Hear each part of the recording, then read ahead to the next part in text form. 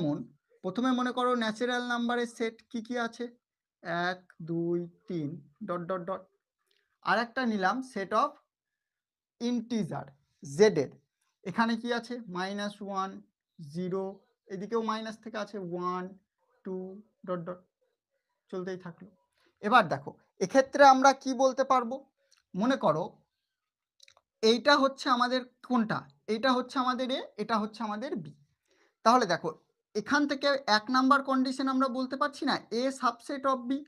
তার মানে এন এর মধ্যে এই জেড এর এন এর মধ্যে জেড এর এই 1 2 3 থেকে উপাদানটা আছে, অ্যাকচুয়ালি জেড এর মধ্যে এনটা ঢুকে যাচ্ছে।